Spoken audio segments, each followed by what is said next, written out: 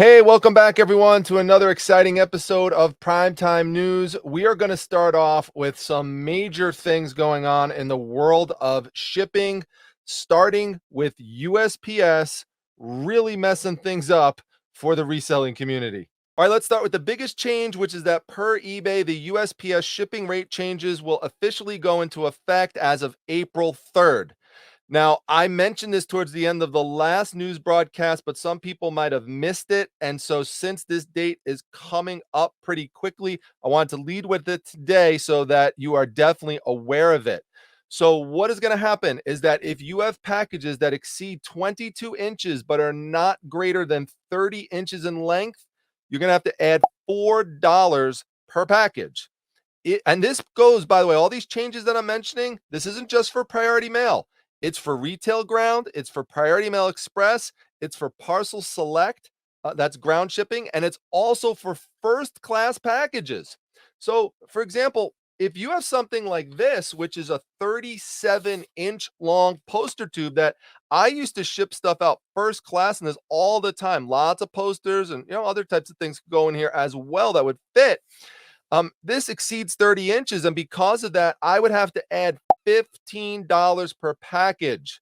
So unless you could take posters like this and maybe fold some of them in quadrants, that's going to be your only option if you want to go through USPS, unless it's something really expensive and you could absorb that extra cost or work it into it. Somehow you're going to have to factor that into the cost, pass that on to the consumer somehow. If packages exceed 2 cubic feet, you're going to have to add $15 per package for that as well. This is really going to hurt people and devastate a lot of sellers who were doing really well selling things like golf clubs and baseball bats and like I mentioned, posters. So options that you may have for this in the future once this comes into effect is to check what the rates are going to be through UPS and through FedEx. I don't know if they're going to be any better, and I really don't want to say until the time actually comes and I could run those rates through whatever discount eBay is going to provide. So we'll have to wait and see if it's still feasible with another shipping platform. There are some additional fees as well coming. There's what they call non-compliance fees. So it's $1.50 fee for any packages greater than a cubic foot if you don't provide accurate dimensions or if dimensions are not provided. So just make sure you're really careful with your labels.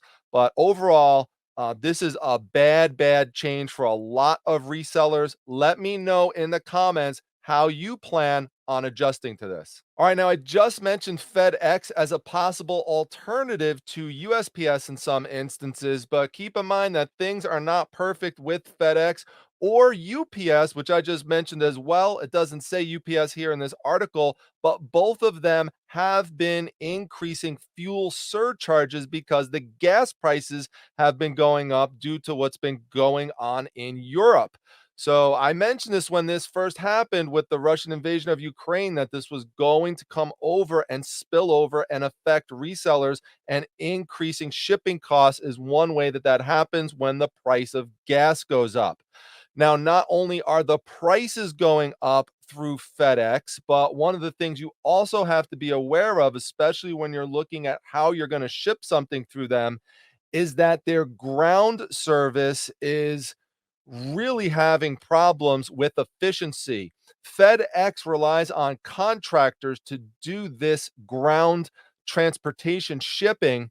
And what happened is that FedEx projected to them that they were going to have these higher peak volumes that never actually materialized. So these subcontractors invested in all of these trucks and all this equipment and hiring staff, and they just didn't have the need for all of the stuff that they invested in. So they lost a lot of money. Not only that, so you would think, okay, well, they have enough staff, right? Then they should be able to get things done properly. But they're not, because the actual system through FedEx, the sortation, the driving dispatches, the scanning, all of those things are not done in an efficient way right now. So there's definitely a lot of room for improvement, not only with USPS, but also with FedEx. This next story is completely crazy. You have to be very careful with these blue boxes that you drop your mail in sometimes.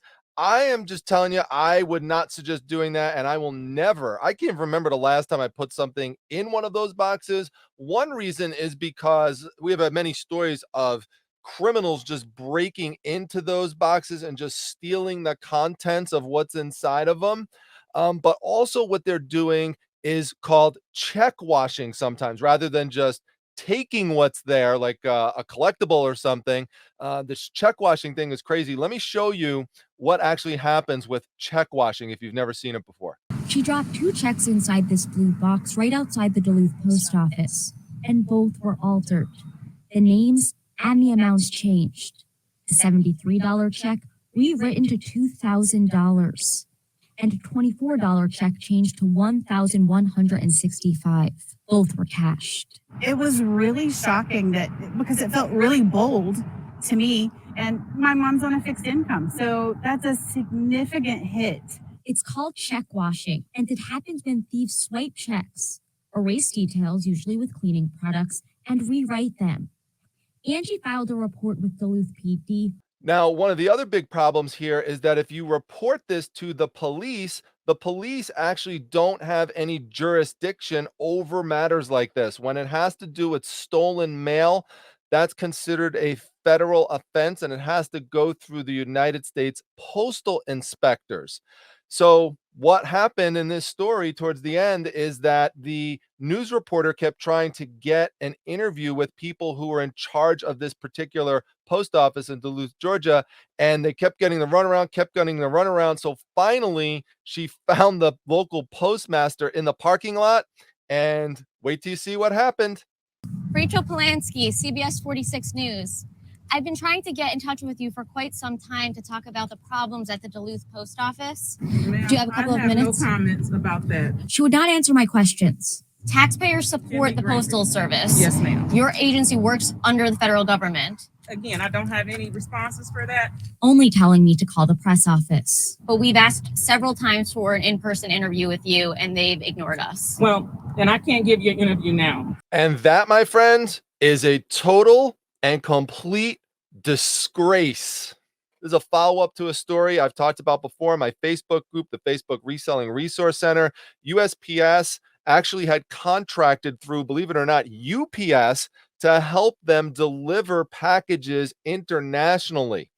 And what was going on is that UPS was actually scanning in false delivery times, and USPS found out about it eventually and went after them legally for that. And UPS agreed to pay $5.3 million in settlement fees. The ironic thing about that as well is that USPS is known, resellers know this. USPS has been known to scan in fake times for when items have been delivered. How many times have you had an item say it was delivered, yet you never got it, and it shows up the next day because they were trying to meet a quota, and they do that for your buyers as well. So USPS then suing UPS for doing the same thing? Come on. All right, quick update on vehicles for USPS. As many of you might know, the USPS trucks are being completely redesigned. There's a whole new fleet that's coming out, and there's been a big controversy brewing for a while, and I haven't really gotten into it on the channel because it kind of gets into political stuff, and I don't really want to go there if I could avoid it. But there's been this debate on how many electric vehicles that they are going to get, and they just doubled their order from 5,000 to 10,000. But the majority of the fleet is still going to be gas-powered vehicles. All right, now let me give you a positive FedEx story, okay? In FedEx's app, they are testing out an option that will allow you to go in and track deliveries from other services. So as you can see here, if you click the cross track option, now this isn't available for everybody yet, and they're still kind of getting this out there, but you will be able to see where your deliveries are coming from USPS and UPS. It's going to connect into like a bigger network. So that's a pretty cool thing, and I'll give them credit for sure for developing that one. All right, let's start transitioning into some news from our reselling platforms. And I'll actually do that by talking about something that has to do with shipping. Amazon was just fined $250,000, a drop in the bucket for them, but they were accused of mailing deadly chemicals through the mail. The chemical is known as sodium azide.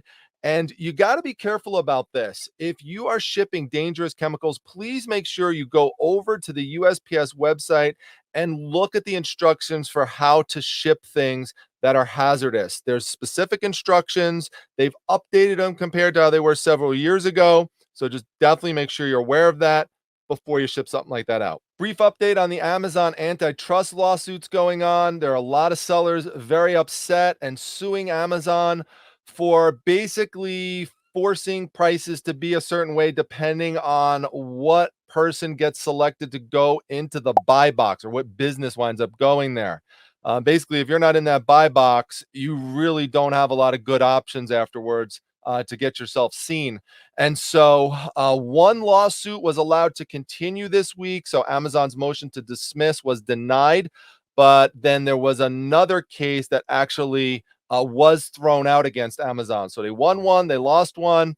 I'll keep updating you as needed. All right, now speaking of Amazon and antitrust lawsuits, there were 2 individuals and 4 companies who were just indicted for price fixing DVDs and Blu-ray discs of all things on the marketplace. And this is actually going on for a long time.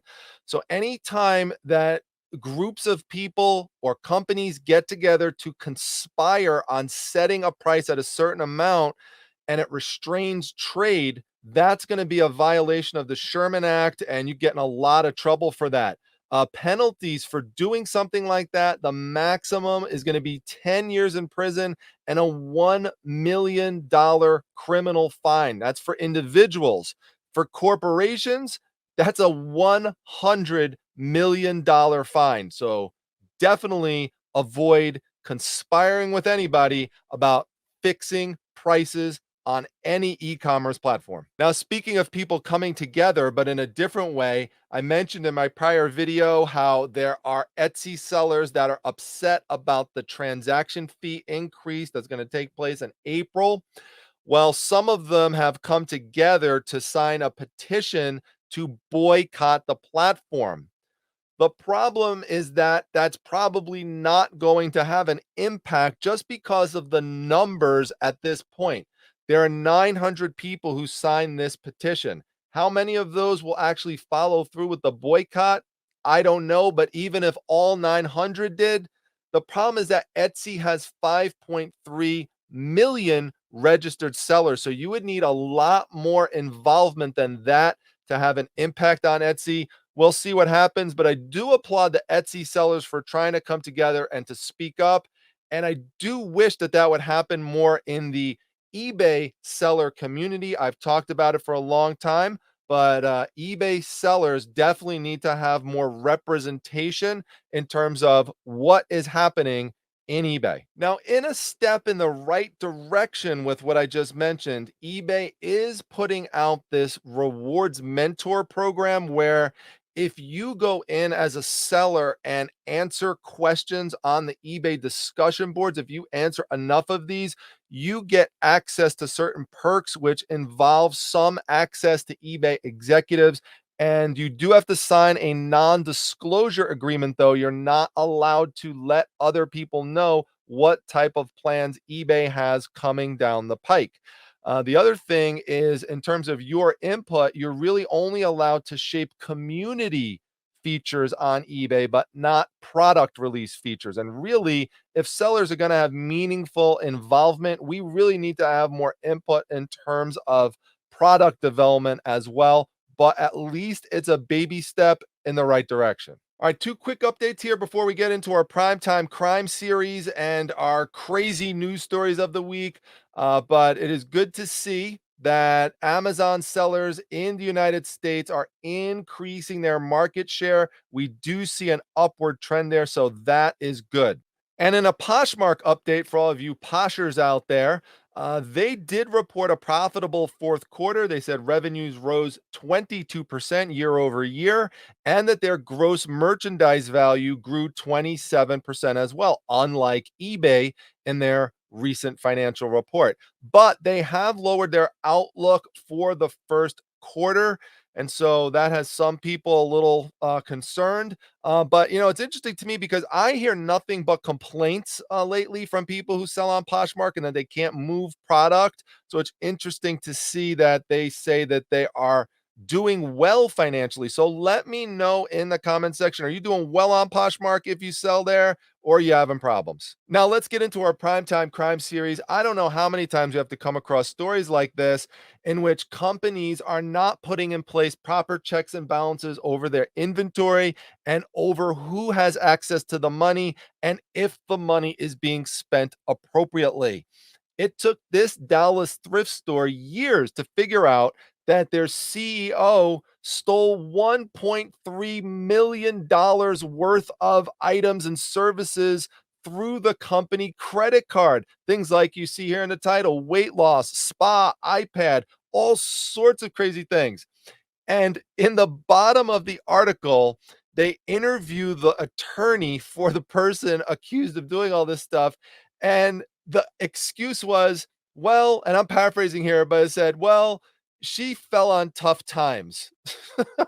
What? You know how many people fall on tough times, but they don't go and steal $1.3 million from their employer? What kind of excuse is that? Come on, resell something. And in another story of pure greed, a Texas man bought stolen military equipment after conspiring with others and listed it for sale on eBay. We're talking $2 million worth of equipment: laser range finders, thermal scopes, night vision goggles, night vision scopes, laser aiming devices. He's got to pay all that money back, $2 million plus, and he faces 5 years in prison. I don't know how these people don't expect to get caught, especially when stealing military equipment that belongs to the U.S. Army, for Pete's sake. Come on. All right, now let's get into some of our more oddball stories of the week. We have a USPS mail spill that overtook the Waterson Expressway in Kentucky. As it says here, a United States Postal Service truck lost a massive amount of its says lost a massive amount of its load this morning. Why do they have to phrase things that way when I'm doing the news broadcast? Sending letters and other mail down the Waterson Expressway. Let me show you what this looks like. A contractor and postal worker spent much of this morning cleaning up a real mess of mail on the Waterson here after a mail truck lost its load on the freeway. Mail was lying in the roadway and was also being collected against the barrier wall on the right shoulder. We saw crews of Postal Service workers using leaf blowers to move the mail from the highway to the shoulder where they shoveled it up. The Postal Service says a contractor was taking a load of undeliverable bulk mail to the recycling center to be disposed of. The load wasn't properly secured, and they lost that mail on the freeway. I think I need a new producer, folks, to select these stories ahead of time. What do you think? All right, we've got another wild turkeys attack story. Wait till you see what they did to this poor Amazon Prime driver.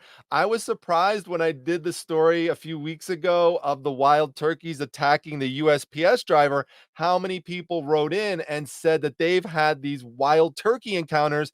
And pretty much everyone who wrote in about it said that they are nasty and don't turn your back to them. So let's take a look at what happened here. The wild turkeys that have settled in this Wauwatosa neighborhood have been attacking delivery drivers. They've repeatedly pecked at mail trucks and sent postal carriers and delivery drivers running for cover. When I deliver over here, I try to get in and get out really quick. And they seem to be gathering together right now, so they're coming for you. In a hurry in this area. The aggressive birds surrounded this Amazon truck, pecking at it as the driver tried to drive away. They chase it down the street for a considerable amount of the block, poking at the tires. This video shows the birds preventing a driver from getting out of his vehicle. And some postal carriers tell me they've resorted to carrying sticks or umbrellas to protect themselves. Now, no reports of turkey deaths in that story, but they are taking over this neighborhood. And if you watch the whole story, Neighbors are complaining, they're freaking out, but no one's doing anything about it as of yet. So, just be happy that you don't live there. All right, now quick update on Whatnot. This is a newer live selling platform that I talked about in my prior video, and I have jumped on there to sell. I had my second auction there last night, was very successful, sold over 90 items during the auction. So they have announced that they are going to double down and expand on NFTs. NFTs are non-fungible tokens. They are digital items. If you're not familiar with them and you want to learn more about it, click my video up top where I interview Chris, the thrift shop hustler, a great friend of mine and of the channel, and we go into it in great detail. But also mentioned in this article is that Whatnot continues to plan to expand on the categories that they have available. Right now, there's about 50 categories that you can sell in, and they will expand it based on what the interest level is amongst buyers and sellers. I would highly suggest taking a look at the platform. It's a lot of fun to go buy and sell. There is a link to it down below to get a $10 credit to sign up. And it's a blast. Follow me over there at Prime Time Treasure. All right, heads up, resellers. If you use the McDonald's app and you go through the drive-thru or go in there as of March 31st, they are going to re-release the popular Szechuan sauce for a few days. It's not known exactly how many days, but the last time that they released this a few years ago, people went crazy for them online, and you can rest assured it's going to happen again, and they're going to be listed for high prices on eBay, and there will be some people who pay up for it. So if this is your type of thing and you want to pick these things up, be on the lookout for it as of March 31st. All right, now another thing to be on the lookout for would be cross-stitching patterns. Believe it or not, a lot of cross-stitching patterns come out of Russia. A lot of them are sent over digitally, but due to the restrictions placed on businesses in Russia, they are now being shut down, and so they can't send that stuff over to US customers. So if you have an ability to make digital cross-stitching patterns, if you know a way to access something like that, or even physical cross-stitching patterns, there will be an increased demand for that. You won't necessarily make a lot of money on it depending on what type of cross-stitching pattern you have. It really depends on how complex it is, how involved it is, how intricate it is. But there is some potential there, so just be aware of it. All right, now another book to be on the lookout for. If you ever see it, chances are you're not going to find one graded a 9.2 out of 10. But if you were fortunate enough to find one, that's going to sell for probably over $2 million, because that's what just happened. It's Marvel Comics #1. Believe it or not, that is the Human Torch on the cover. He doesn't look like that anymore, and that picture always cracks me up because he kind of looks like a crazed Michael Myers or like just psychopath coming through that portal over there. But anyway, it's a great book. Everyone would love to have it. So if you find it in any version, that would be a gem to hold on to for sure. All right, now speaking of gems, there was a theft that occurred in a museum that housed a bunch of Napoleon Bonaparte related artwork and items, including ones of family members, such as his wife, Josephine. And there was this guy who you see here who was searching for miniatures on eBay because he likes to collect that kind of stuff. And he came across what looked like an interesting piece, and it was only priced at $250. So he said, that looks interesting. I should take a chance on that and pick that up. And when he got it, he did some more research and investigation on it. And he found that he actually had one of these stolen items, the original miniature of Josephine Bonaparte. So that is really cool. He returned it to the museum, and so they will proudly display it. And now that has given them hope that maybe they will find the other ones out there. So be on the lookout on eBay. Maybe you'll find one of those pieces. All right, now in our most inspirational story of the week, we have a FedEx driver who you see right here. Her name is Courtney Balls. Her, along with a Walmart employee and later sheriff's deputies, helped to save an elderly man from his burning mobile home. The guy, unfortunately, still suffered severe burns, but if it was not for the FedEx driver and the others involved, rushing in to save this guy and pull him out onto the patio steps, he would have definitely been consumed by all of the flames and have died. So I give them a lot of credit for doing that and risking their own lives. So thank you on behalf of everyone in the reselling community and just humanity in general. That's an awesome thing to do. Great job.